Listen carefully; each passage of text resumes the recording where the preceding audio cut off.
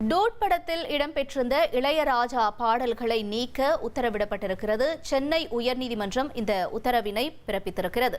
விவரங்களோடு செய்தியாளர் சுரேஷ் இணைந்திருக்கிறார். சுரேஷ், வணக்கம். இந்த உத்தரவு தொடர்பான தகவல்களை பகிர்ந்துக்கோங்க. வணக்கம். தீபாவளிக்கு வெளியான இந்த டூட் திரைப்படத்துல தன்னுடைய இசையமைப்பில் வெளியான புதுநெல்லு புதுநாத்து படத்தில் இடம்பெற்றிருந்த கருத்த மச்சான் மற்றும் பணக்காரன் படத்தில் இடம்பெற்றிருந்த 100 வருஷம் இந்த மாப்பிளைக்கு ஆகிய பாடல்களை தன்னுடைய அனுமதி இல்லாமல் உருமாற்றி இந்த திரைப்படத்தில் பயன்படுத்தியுள்ளதாக கூறி இசையமைப்பாளர் இளையராஜா சென்னை உயர்நீதிமன்றத்தில் வழக்கு தாக்கல் செய்திருந்தார்.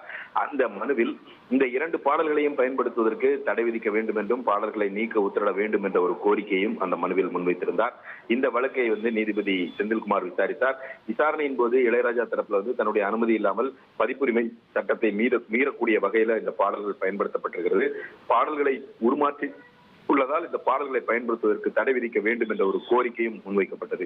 அதே சமயம் பட தயாரிப்பு நிறுவனமான மைத்ரி மூவி மேக்கர்ஸ் நிறுவனம் தரப்புல இந்த பாடல்களின் உரிமையை எக்கோ நிறுவனத்திடமிருந்து சோனி பெற்றிருந்ததாகவும் சோனியிடமிருந்து தாங்கள் அந்த அனுமதியை பெற்று படத்தில் இந்த பாடல்களை பயன்படுத்தியுள்ளதாகவும் தெரிவிக்கப்பட்டது.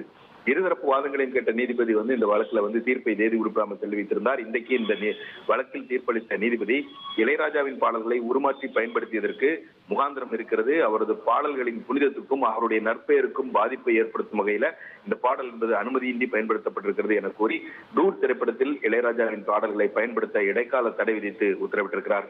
மேலும் இந்த மனுவுக்கு பதிலளிக்கும்படி மைத்ரி மூவி மேக்கர்ஸ் நிறுவனத்திற்கு உத்தரவிட்ட நீதிபதி இந்த வழக்கினுடைய விசாரணையை ஜனவரி 7ஆம் தேதிக்கு தள்ளி வைத்திருக்கிறார்.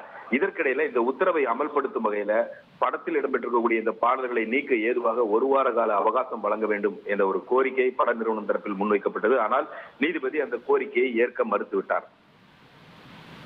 உங்களுடைய தகவல்களுக்கு நன்றி சுரேஷ்.